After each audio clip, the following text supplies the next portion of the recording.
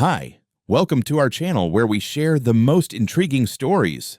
High in the Colorado mountains, a retired military architect begins building his dream fortress, only to trigger a ruthless war with a power-hungry HOA he doesn't even belong to. They forged documents, he built defenses, now it's war, and they picked the wrong man to fight. It started like most good stories do, with fresh coffee, blueprints rolled out on a sawhorse, and the sound of nail guns echoing through pine-covered slopes. We were putting in the subfloor for the third level of the house, my house, on a plot of land that I had fought tooth and nail to get. 2.5 acres of pure, legally untethered freedom perched on the edge of a Colorado ridge, with nothing but mule deer, ponderosa pines, and God as my neighbors. Or so I thought.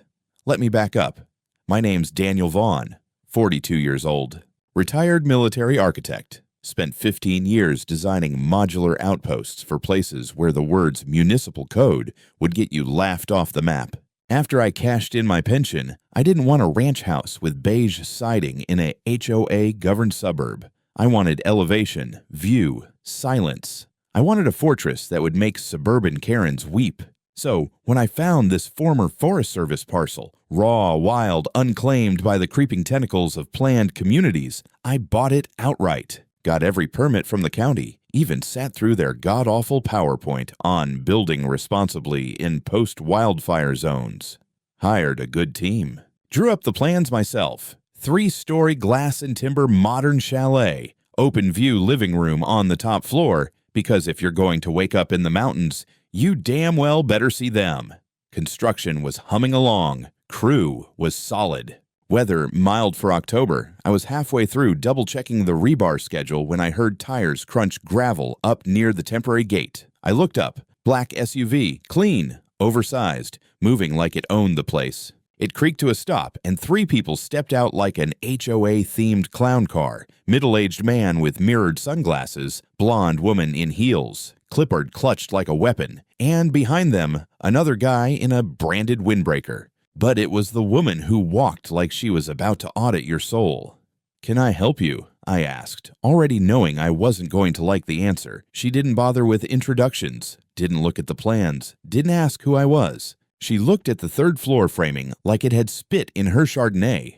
"This structure is in violation," she said. "Of what?" "Suncrest Ridge Estates Architectural Code. No structure shall exceed 2 stories above grade."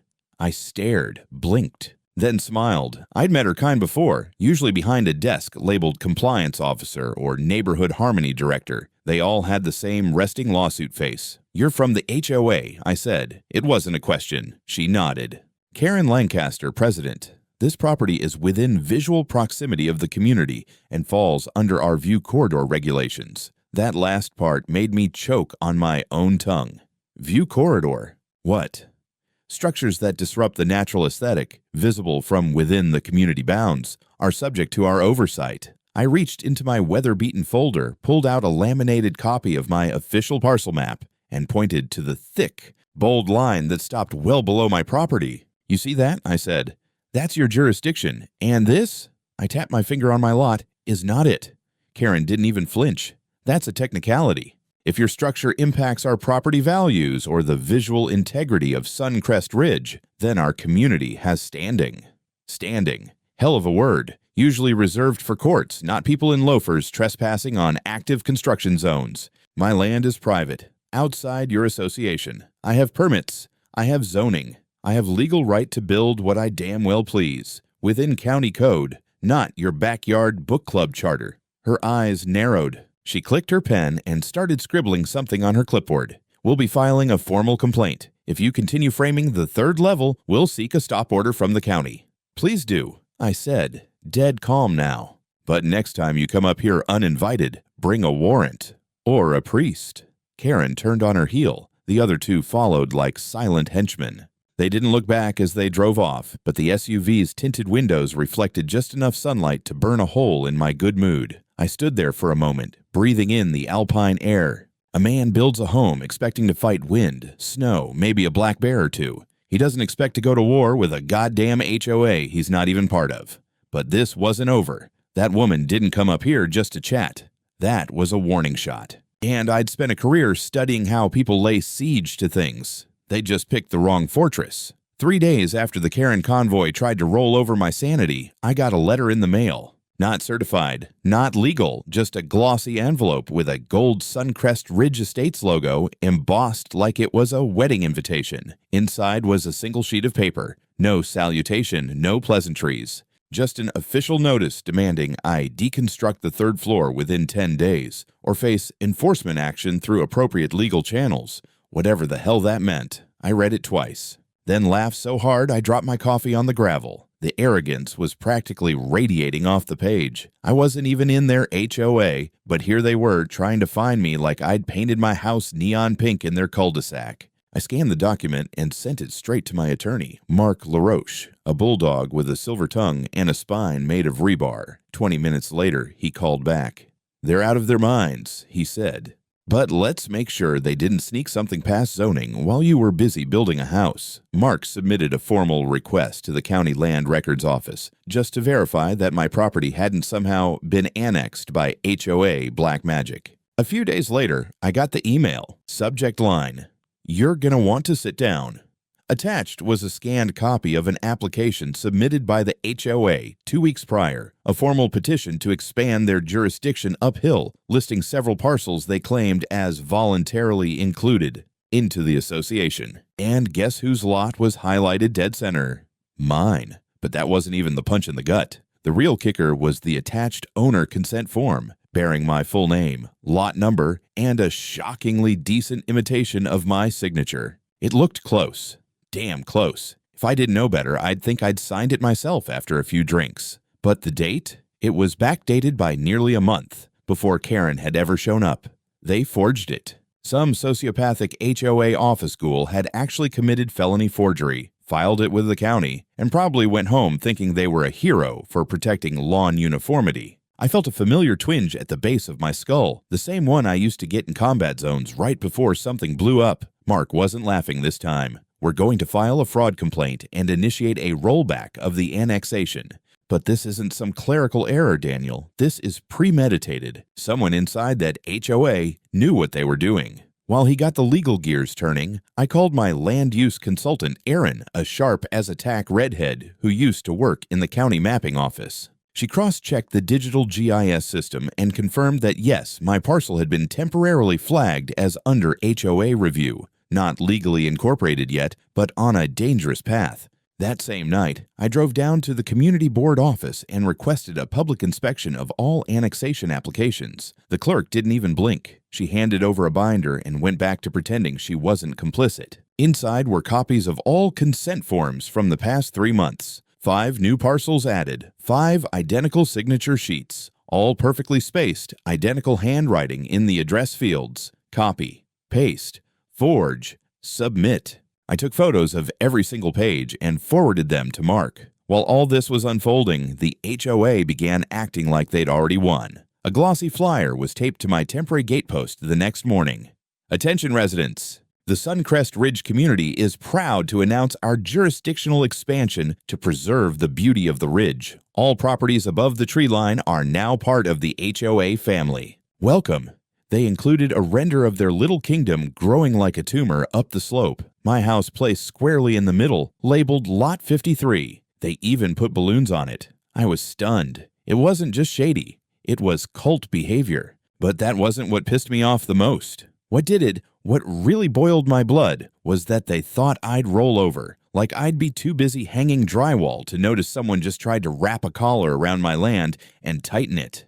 No, not a chance. That night, I walked the perimeter of my property with a flashlight in one hand and a cold beer in the other. Then I planted new signs, real official ones with laminated county maps and permit numbers. Private property. Not subject to HOA jurisdiction. Trespassers will be recorded. The next morning, I added trail cameras, motion-activated, infrared, with cloud backups. I wasn't just building a house now. I was building a defensible position. And I knew damn well the next move was theirs. But I also knew something else. They just committed a crime. They didn't know it yet, but this wasn't just a zoning spat anymore. This was war. 3 days after the forged consent bombshell dropped, we were back on site, trying to finish sheathing the 3rd floor exterior. Snow hadn't hit yet, but clouds were threatening. I needed to seal the place up before the weather turned the job into a six-figure ice sculpture. The crew was working fast, fueled by cheap gas station burritos and the kind of defiance you get when your boss tells you the enemy might be watching. Spirits were high until a white pickup truck pulled into the gravel path, the county seal stenciled on the door. Building inspector. The man who stepped out was tall, mid-50s, and wearing the kind of official-looking windbreaker that usually precedes bad news. He held a clipboard like it was a weapon of passive-aggressive destruction. "You Daniel Vaughn?" he asked. "Depends," I said. "You bringing pizza or bad news?" He didn't laugh. "I'm here to deliver a notice of temporary work suspension under County Code 9114. He handed me the paper. A big red stop watermark glared at me from the top like an angry toddler. "Based on what?" I asked, already knowing I wasn't going to like the answer. "There's an active jurisdictional review in progress. A community association submitted a claim that your property is under pending governance consideration." I stared at him. "You mean the HOA I'm not a part of?" He cleared his throat. "Until that's legally clarified, we've been instructed to suspend construction to avoid potential code conflicts." I wanted to laugh. I really did, but there was a weight in my chest, pressing hard. The county, my county, had just paused my build based on forged documents and a Karen with a clipboard. "Let me guess," I said. "They filed a complaint?" He nodded. "Suncrest Ridge Estates. Something about exceeding 2 floors and violating view corridor integrity." There it was again. The mythical view corridor, the fairy tale where aesthetics trump property rights. I asked him if he'd seen my permits. He glanced down. "Yes, the structure complies with county code as issued, but you're shutting me down anyway." He didn't answer. I called Mark as soon as the inspector left. His voice was pure gravel. "They're playing dirty. This isn't legal. It's political. Someone in the county wants to avoid a lawsuit from the HOA, so they're hedging their bets by screwing you first." Fantastic. That same afternoon, a new twist dropped into the clown fire. The HOA had launched a citizen-led beautification initiative. A press release appeared on their website, calling it the Suncrest Ridge Vision Group, an independent volunteer coalition focused on preserving ridgetop harmony through community-led dialogue and non-binding visual guidance. Translation: they were forming a mob with clipboards. I scrolled through their manifesto. It was full of pastel graphics and buzzwords like view preservation zones, communal sightline wellness, and, my personal favorite, voluntary architectural sensitivity. They even had a mission statement. "We believe that what we see affects how we live. One jarring rooftop can ripple through a neighborhood like a wound. We are the eyes of the ridge." I nearly spit coffee across my laptop.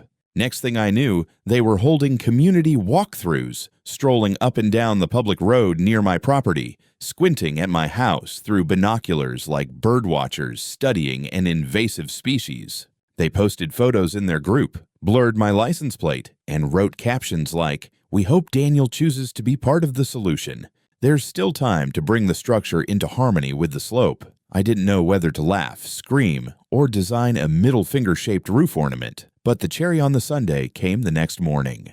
I arrived to find my lead framer, Greg, standing by the stack of exterior cladding, arms crossed, face pale. "You're not going to believe this," he said, pointing to the insulation wrap. Someone had spray-painted 2 floors enough across the Tyvek. It was amateur red spray paint, sloppy, but it wasn't kids. This was an adult tantrum. I walked the perimeter, checked all cameras. One had been turned, deliberately, carefully, just enough to miss the incident. Someone had been up here. I gave the footage to Mark and called in Aaron to reflag the property line with fresh markers. We added extra cameras, this time locked in steel housings. Greg offered to stay overnight in his trailer if needed. Then came the final straw. A construction hold notice was now posted on the county website, publicly marking my project as under dispute. That's when subcontractors started backing out. One called and said he didn't want to get dragged into politics. It was working. Karen's little crusade, her view corridor cult, her fake community initiative. It was bleeding my timeline, my costs, and my crew's morale. Slowly, like acid. But here's the thing about pushing military men. We don't back down. We entrench. Mark filed a formal injunction challenge, citing forged documents, jurisdictional fraud, and the unlawful halt of a permitted build. Aaron pulled zoning data and found an obscure county code from 1998 that clarified exactly where HOA jurisdiction ended, and it wasn't even close to my ridge. Meanwhile, I started documenting every interaction, every insult, every fake letter, and self-declared initiative, because now it wasn't just about finishing my house. It was about burning their fake rules down, legally, methodically, and publicly. They wanted a war of attrition. I was happy to oblige. By the time Mark got the injunction motion submitted, I was starting to feel like a hostage in my own damn build site. Between the county's hold order, the HOA's psychotic vision statements, and the fact that 3 of my subcontractors had ghosted like I was radioactive, I was burning through my contingency fund faster than a California wildfire. And then came the cherry on top of this bureaucratic shitty Sunday. A notice from the county court that a civil suit had been filed against me by Suncrest Ridge Estates, filed by none other than Karen Lancaster herself. Allegations: violation of community aesthetics, deliberate disruption of neighborhood harmony, aggressive behavior, and threats of physical violence. Request for a temporary restraining order. Apparently, I had brandished a weapon and threatened to destroy private property, i.e. her SUV, with a crowbar. The only weapon I ever pulled out was sarcasm. Still, the hearing was set for the following week. I told Mark to bring the big binder and the mean tie. Meanwhile, I made sure every camera on my site was online, recording, and backed up in the cloud every 10 minutes. If Karen wanted to accuse me of assault, I'd show the judge what really happened. But while I was prepping to nuke her lies in court, another problem reared its head, this time from the inside. Greg, my framer, came to me 2 days before the hearing, looking more pissed than usual. He tossed a printed estimate on my workbench. It was for rework, redoing the third-floor crossbeams. Something had been measured wrong. Deliberately. The name on the original calc sheets? Luis. Luis had been on my framing crew for 3 weeks. Quiet guy. Reliable. Or so I thought. Turns out he'd installed support brackets with non-rated lag bolts, then falsified the inspection sheet. The whole thing would have failed the final structural review, and the HOA would have had a field day. Greg only caught it because he was double-checking loads for snow prep. I confronted Luis in front of the trailer. Didn't yell. Didn't threaten. Just asked, why? He didn't answer, just muttered something about not wanting to be involved, and took off. Quit on the spot. That night, I checked the site cams again. And there it was, Luis sneaking into the materials trailer after hours, taking photos of blueprints, sending them off from his phone, and walking out to the same black SUV that had visited my property before, the one with the Suncrest Ridge logo. I couldn't prove money changed hands, but I sure as hell could prove accessory sabotage. Mark was livid. That's corporate espionage, Daniel, not civil. Criminal.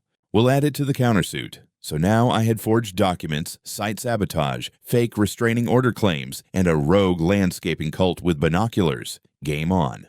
The day of the hearing, I wore a clean button-down and brought 2 things: the footage from my motion-activated cameras and a printed statement. Karen, of course, came dressed like she was accepting an HOA Oscar. Beige pantsuit, expression like she'd smelled a urinal cake. Her lawyer looked like he practiced courtroom sneering as a hobby. They claimed I had waved a crowbar threateningly at Karen when she visited to deliver a friendly notice, that I had advanced aggressively, that she feared for her safety. She even threw in the words PTSD and hostile male energy. The judge, to his credit, looked skeptical before I even spoke. Mark queued up the video. There was Karen stepping over the property line, ignoring the private property sign flanked by her 2 goons. There was me, standing at least 8 feet away, arms at my sides, calmly saying, "You're trespassing. Leave now, or I'll call the sheriff." There was no crowbar, no aggression, just her flapping her arms and yelling about visual chaos. The courtroom went quiet. The judge turned to Karen's attorney. "Do you have any evidence contradicting this video?" He stammered something about emotional context. Karen didn't say a word. The restraining order denied. The judge then addressed the HOA's broader complaint about the house being visually intrusive. He stated on record that my property is outside the HOA's legal jurisdiction and that aesthetic grievances do not override private landowner rights, unless harm or code violation is proven. Then came the cherry on top. He issued a $2,000 fine against Karen personally for submitting false claims and wasting court resources. She looked like she was trying to swallow a lemon whole. We walked out of the courtroom to a waiting camera crew from the local news. Turns out Mark had tipped them off. I gave a short statement. If you build within the law, no one has the right to harass you. Period. Back at the site, I found a new envelope nailed to my fence post. Suncrest Ridge does not forgive disrespect. Expect further action. I laughed and poured myself a bourbon. Karen had just fired her biggest bullet and hit her own foot. But I knew her type. She wouldn't go quietly. And neither would I. Winning in court felt good for about 48 hours. The crew was back, the framing resumed, and for the first time in weeks, the house felt like it had momentum again. We were sealing the third floor, prepping for window installation, and even managed to pour the slab for the generator platform out back. Hell, I even considered inviting the guys over for whiskey once the roof was on. Then the HOA struck again, but not with lawyers this time, with shrubs. I arrived at the site early Monday morning and thought I'd pulled into the wrong property. A neat little line of evergreen saplings, 12 of them evenly spaced, now stood along the southern edge of my lot, just beyond the orange boundary flags Aaron and I had planted. Each was tied with biodegradable ribbon and had a little laminated placard stabbed into the soil that read, "A gift from the Suncrest Ridge Vision Group, because nature deserves a voice." There was even a fucking bow on one.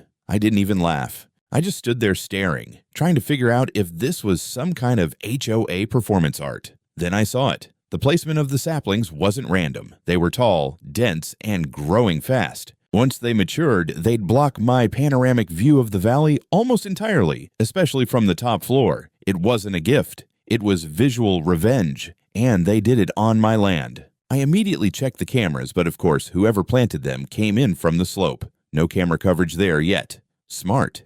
Deliberate. Greg wandered over with his coffee and just muttered, "Jesus. They're landscaping you to death." That afternoon, I drove straight to the county land office. Erin met me there, already ahead of me. She'd checked the local arborist registry. Turns out the Vision Group had hired a landscaping contractor who specializes in restorative ecology buffers. Fancy words for people who dig holes and don't ask questions. She'd already filed a report with the zoning office. This counts as unauthorized land use, she told me. They didn't even apply for an easement. They just planted their manifesto. Mark filed a formal complaint the same day, citing unauthorized use of private land, obstruction of view, relevant under local value preservation codes, and material encroachment. Meanwhile, HOA doubled down with a press release. It popped up on their website the next morning. "We are proud to beautify our ridge with environmentally sensitive greenery. As part of our Ridge Revival Plan, these trees will serve as a symbolic and literal buffer against visual pollution." They really said visual pollution. About my house. That was the moment I realized something had changed. They didn't think they'd win in court. They weren't even trying to argue law anymore. They were trying to wear me down, one bureaucratic mosquito bite at a time. So I changed tactics. I told Aaron and Mark we needed to go on offense. Step 1, public pressure. I reached out to a friend of mine, a former Marine-turned-journalist named HOA. He ran a podcast and blog about property rights called Lines in the Dirt. After I sent him the full story, including footage, documents, the faked HOA application, and photos of the tree ambush, he asked one question: "How soon can I come film?" By Friday, he was on site with 2 DSLRs, a drone, and a voice recorder. We filmed the house, the trees, the signs, the spray paint graffiti, the court documents, all of it. He interviewed Greg, my neighbor down the hill, and even Aaron, who gave the most brutally deadpan summary of the annexation attempt I've ever heard. Koa's episode went live 3 days later under the title, "Hostile Takeover When Your Land Isn't Yours Anymore." It exploded, 10,000 views in the first day. County officials started getting emails. HOA's Facebook page shut down commenting. Someone even updated the Google Maps location of Suncrest Ridge with a 1-star review that said, "We'll illegally plant trees on your lawn." But that was just the beginning. Step 2, financial audit. See, Aaron remembered something while digging through public HOA filings. Suncrest Ridge had rejected an independent audit the year prior at their annual meeting. That's not illegal, but it raised eyebrows. Mark and I filed an anonymous ethics complaint with the state HOA regulatory board. and the Colorado Department of Revenue, suggesting financial mismanagement, kickbacks from contractors, and misuse of community funds for unauthorized projects. 3 weeks later, the board opened an investigation. Subpoenas went out. HOA's treasurer resigned without explanation. Karen posted a frantic video message to her dwindling Vision Group members, saying they were under attack by outsiders who don't value community. She looked like she hadn't slept in a week. Meanwhile, the county sent notice to remove the illegally planted trees within 15 days or face a daily fine. I hired a landscaping crew to extract the roots and grind the stumps down to sawdust. I left the placards in a neat pile at the foot of Karen's driveway, and just for fun, I installed 2 new cameras facing that direction, solar-powered, motion-triggered, with floodlights. Karen was cornered. Her tactics weren't working anymore. She didn't realize it yet, but the more she escalated, the more I documented. She thought she was pressuring me into compliance. What she didn't know? I was building a case. One root, one lie, one fake shrub at a time. By the time the audit notice hit Suncrest Ridge, I half expected Karen to crawl back into her McMansion, pour herself a triple Chardonnay, and consider early retirement from the dictatorship business. Nope. She doubled down. On a gray Thursday morning, I opened my mailbox to find a thick manila envelope. Return address, Suncrest Ridge Estates Legal Committee. Inside was a new civil lawsuit, freshly filed. This one wasn't from the HOA officially, but from Karen Lancaster as a private citizen. Grounds: emotional distress, defamation of character, intentional infliction of psychological trauma. And my personal favorite, visual assault on the community. She'd even included a color-printed packet titled "The Shadow Over the Ridge: How One Man's Ego Threatens Our Harmony." It had drone photos of my home mid-construction, framed to look monstrous. Black and white filters, red arrows pointing to the 3rd floor with dramatic captions like "non-compliant elevation." You'd think I was building a death ray, but she wasn't done. The lawsuit also claimed I had been harassing her, physically intimidating her on multiple occasions, and, brace yourself, had allegedly swung a crowbar near her car during our first encounter. She even requested a new restraining order, citing escalating aggression. Same lie, different wrapper. Mark reviewed the documents with a smirk, then turned serious. She's trying to reframe this as personal. Not HOA versus landowner, but crazy builder versus scared widow. I reminded him she was married. He shrugged. Doesn't matter. Optics.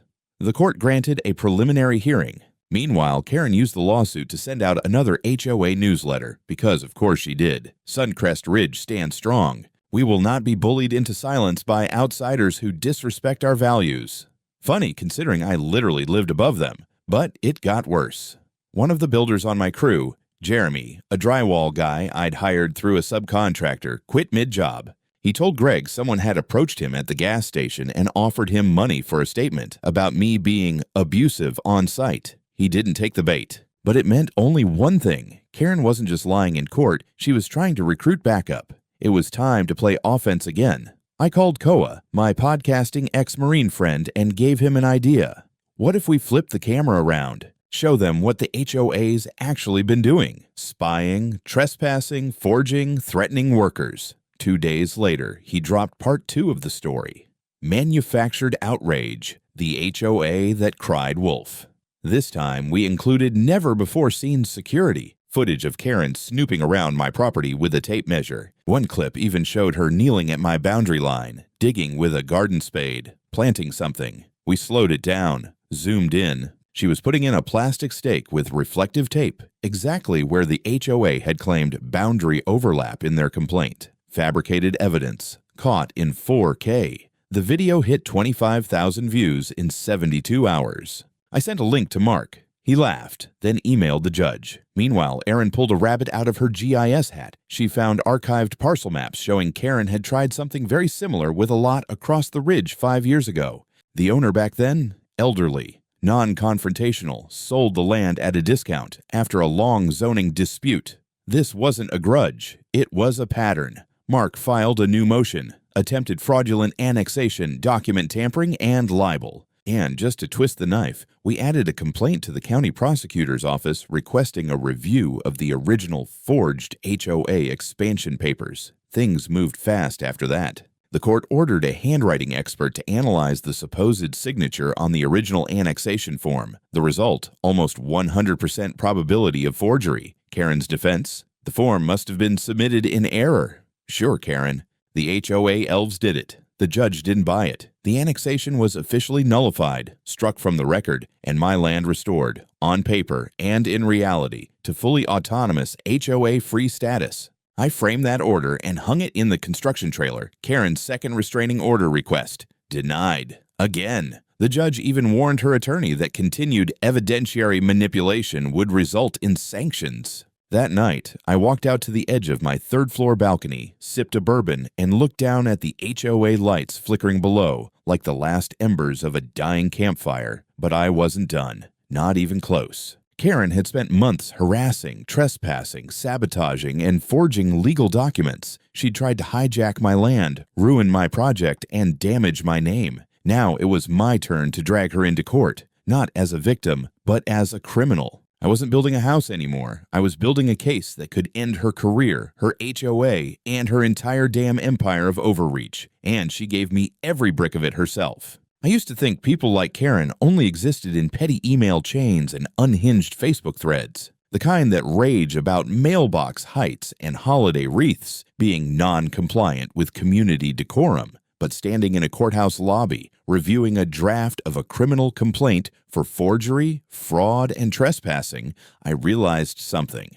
Worse, Karen was real, and she'd gotten away with this kind of crap before. Not this time. Mark and I filed 3 separate actions that week. The first, a criminal complaint with the county district attorney attaching the forensic handwriting report, sworn affidavits from Aaron, footage of Karen digging on my property, and the original annexation form showing my signature. The second, a civil suit for attempted fraudulent incorporation of private land into an HOA without consent. The third, a defamation and harassment suit with video evidence, witness statements, and media fallout to back it up. Karen didn't respond at first. Instead, she got quieter. That was the most unnerving part. No letters, no newsletters, no flyers duct taped to my gatepost. Then it broke. A week later, local Channel 7 News ran an expose based on HOA's footage and the documents we released to the press. It ran during the 6 o'clock broadcast. Power, Property, and Fraud, a homeowner's fight against HOA overreach. It was Karen's face, in full HD, walking across my property line, planting stakes, smiling like she was saving the environment, while committing a felony. And then came the hammer. The Colorado Department of HOA Oversight, after receiving multiple complaints, initiated a full audit of Suncrest Ridge Estates. They uncovered enough inconsistencies in financial filings, invoices, and project expenses to raise red flags even from outer space. Turns out Karen had used HOA funds for private landscaping on her own property, beautification incentives that were never approved by vote, payments to contractors affiliated with her cousin's company, legal fees for cases the HOA had no standing to bring. The HOA board started imploding from within. The treasurer resigned again. The vice president gave an interview anonymously to the local paper stating Karen treated the HOA like her private kingdom. Most of us didn't even know about half the things she did. 3 homeowners from Suncrest Ridge reached out to me directly. One brought a USB stick with internal emails, clearly showing Karen instructing a board member to quietly prepare annexation drafts for lots beyond HOA limits without contacting the owners. We added it to our case file. A county judge approved a motion to compel HOA to submit all communications and financial records from the past 2 years. The HOA lawyer? He quit 2 days later. And just when I thought it couldn't go deeper, Erin called. "You're going to want to see this," she said. She sent over a cached version of a now-deleted webpage from a land management firm that had been quietly working with Suncrest Ridge on expansion modeling. The document outlined a phase-based acquisition plan for surrounding lots above the tree, listing owners by name, including mine marked as pending integration. There it was. Black and white.